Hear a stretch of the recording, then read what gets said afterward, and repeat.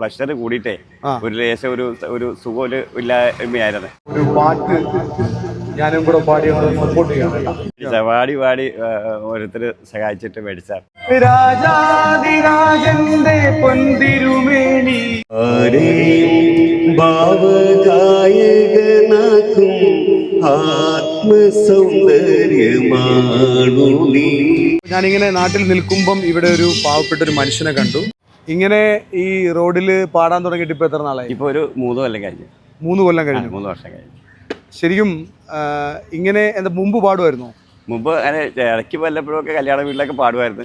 പിന്നെ ഇങ്ങനെ ഒരു ധൈര്യമില്ലായിരുന്നു ഇങ്ങനെ വന്ന് പാട്ട് പാടാനും ഇങ്ങനെ ഓരോ കാര്യങ്ങൾ പറയാനും ഒക്കെ ആയിട്ടൊരു വിഷമമായിരുന്നു.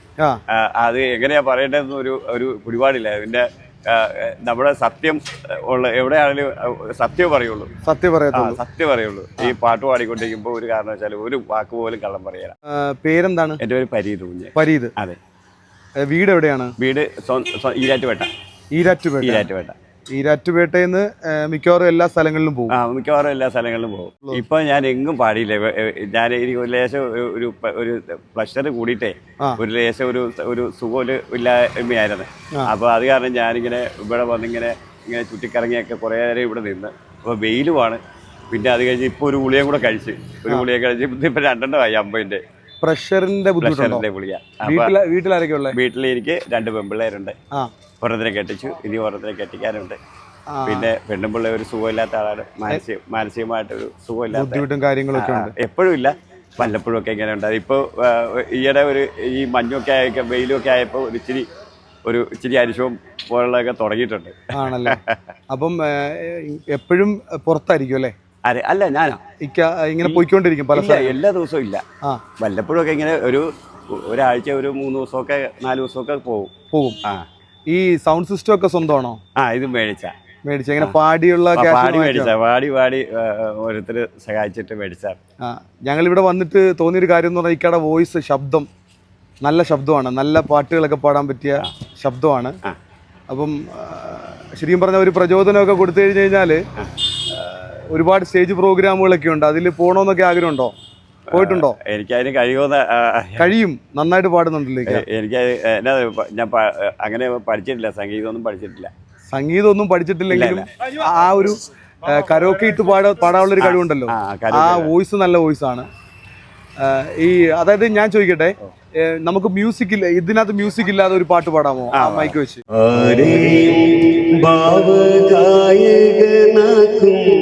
ആത്മസൗന്ദര്യമാണു നീ. നമ്രശിശരായി നിൽക്കും മുന്നിൽ കമ്പ്ര നക്ഷത്ര കന്യകൾ. ആരെയും ഭാവഗായകനാക്കും ആത്മസൗന്ദര്യമാണു നീ. കിന്നരമണി തമ്പുരുമീട്ടി നിന്നെ വാഴ്ത്തുന്നു വാനവും. കിന്നരമണി തമ്പുരുമീട്ടി നിന്നെ വാഴ്ത്തുന്നു വാനവും. മണ്ണിലെ കിളി പൈതലും മുളം തണ്ടിൽ മൂളുന്ന തെന്നലും ഇന്നിതാ പ്രകീർത്തനം ഈ പ്രപഞ്ച ഹൃദയ വീണയിൽ.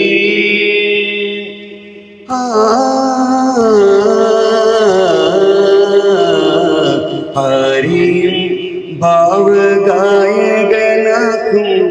ആത്മസൗന്ദര്യമാണു നീ.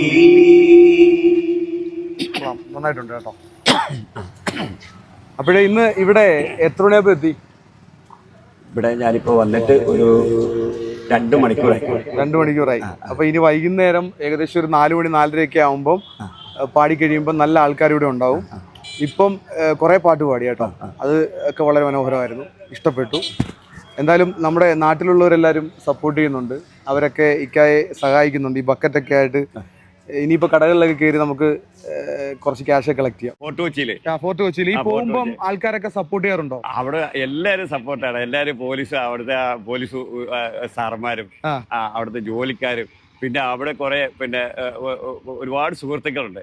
അവരെല്ലാരും എന്നെ സഹായിക്കാറുണ്ട്. പാടിയും അത് സഹായിക്കും. ശരിക്കും വയ്യാത്തത് കൊണ്ട് പ്രഷറിന്റെ മരുന്ന് കഴിക്കുന്നുണ്ട്. വീട്ടിൽ വൈഫിന് ബുദ്ധിമുട്ടുകളുണ്ട്. അപ്പൊ അങ്ങനെയാണ് നമ്മൾ ശരിക്കും ഈ ഒരു ചെറിയ പാടത്തൊന്നും ഇല്ലായിരുന്നു, അങ്ങനെ പഠിച്ചിട്ടൊന്നുമില്ല. ഇല്ല, പഠിച്ചിട്ടില്ല. അറിയാവുന്ന ഇത് വെച്ച് പാടും. ഞാൻ ഇതിങ്ങനെ വണ്ടിയെ പോകുമ്പോ ഇങ്ങനെ ഓൺ ചെയ്ത് വെച്ചിട്ട് സെറ്റ് ഓൺ ചെയ്ത് വെക്കുക, പാട്ട് അറിയാവുന്നത് പഠിക്കാൻ വേണ്ടി. അങ്ങനെ ഓൺ ചെയ്ത് വെച്ച് എന്തായാലും പാടിയ പാട്ടുകളൊക്കെ വളരെ മനോഹരമായിരുന്നു. കേട്ട് കേട്ട് കേട്ട് കേട്ട് അങ്ങനെ പഠിച്ചു. ചായ കുടിച്ചോ? ചായ പിന്നെ കുടിച്ചില്ല. ഒരു ചായ കൊടുക്കുക. കടിച്ചായോ? കടിച്ചായ ഒരു കടിയും. അപ്പൊ ചായയൊക്കെ കുടിച്ചിട്ട് പതുക്കെ ഇരുന്ന് പാടിയാൽ മതി അല്ലേ? ഞങ്ങളെല്ലാം സപ്പോർട്ട് ചെയ്യാം. കേരളത്തിന്റെ മിക്കവാറും സ്ഥലങ്ങളിലൊക്കെ പോവും. അപ്പൊ പാട്ടുകൊണ്ടാണ് ജീവിക്കുന്നത്. വീട്ടില് കുറച്ച് ബുദ്ധിമുട്ടും കാര്യങ്ങളും ഒക്കെ ഉള്ളത് കൊണ്ട് ഉള്ള കഴിവ് വെച്ചിട്ട് ഇങ്ങനെ മുന്നോട്ട് പോയിക്കൊണ്ടിരിക്കുകയാണ്. അപ്പൊ എന്തായാലും നാട്ടിൽ വന്നു ബക്കറ്റ് നിറച്ച് ഇക്കൊക്കെ ഇപ്പം ഓരോ സ്ഥലത്ത് ഇവിടെ പാടിക്കൊണ്ടിരിക്കുമ്പോൾ ഇക്കൊക്കെ പോയി കളക്ട് ചെയ്തിട്ട് അത്യാവശ്യം കുറച്ച് ക്യാഷുകളൊക്കെ ആയി. വൈകുന്നേരമാണ് കൂടുതലും തിരക്കുണ്ടാകുന്നത്. അപ്പോൾ നന്നായിട്ട് പാടുന്നുണ്ട് കേട്ടോ, നല്ല കഴിവുള്ളൊരു ആളാണ്. അപ്പോൾ നമ്മുടെ വീഡിയോ കാണുന്ന ഒരുപാട് ആൾക്കാരുണ്ട്. അപ്പോൾ ഇദ്ദേഹം പറഞ്ഞ സ്ഥലം എന്ന് പറയുന്നത് ഈരാറ്റുപേട്ട എന്ന് പറഞ്ഞിട്ടുള്ള സ്ഥലത്ത്. എവിടെയാണ് താമസിക്കുന്നത്? ഈരാറ്റുപേട്ട നടക്കൽ എന്ന് പറഞ്ഞിട്ടുള്ള സ്ഥലത്താണ്. അപ്പോൾ ഇക്കായെ അറിയുന്നവരൊക്കെ ആണെങ്കിൽ എനിക്ക് പേഴ്സണലി ഒരു മെസ്സേജ് അയക്കുക. അപ്പോൾ ഒരു പാട്ട് ഞാനും കൂടെ പാടി സപ്പോർട്ട് ചെയ്യാം. ക്രിസ്മസ് ഗാനമാണ്. ക്രിസ്മസ് അല്ലേ?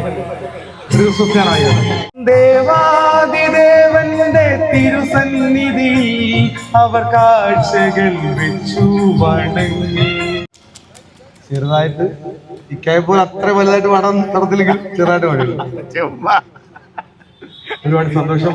അപ്പൊ എല്ലാരും നമ്മുടെ നാട്ടിൽ ഈരാറ്റുപേട്ടെന്ന് വന്നതല്ലേ, അപ്പൊ എല്ലാവരും ഒരു സപ്പോർട്ട് ഈ ഒരു പാവം മനുഷ്യനുണ്ടാവണം. ഈ പെട്ടിയൊക്കെ പാടി വാങ്ങിച്ചതാണ് കേട്ടോ. അപ്പൊ അങ്ങനെ കാണുവാണെങ്കിൽ മാക്സിമം സപ്പോർട്ട് ചെയ്യണം. നമ്മളെ കൊണ്ട് പറ്റുന്നതൊക്കെ എന്ന് പറയുമ്പോൾ അങ്ങനെ സപ്പോർട്ട് കൊടുക്കാനല്ലേ. അപ്പൊ എന്താണെങ്കിലും ഈ ഒരു കാര്യം തരാം. ഇത് പോക്കറ്റ് വെച്ചോണം കേട്ടോ, വീട്ടിൽ ചെന്ന് നോക്കിയാൽ മതി. അപ്പൊ എന്തായാലും അടിപൊളിയായിട്ട് പാടി കേട്ടോ. നമ്മുടെ വീഡിയോ കാണുന്ന ഒരുപാട് പേരുണ്ട്.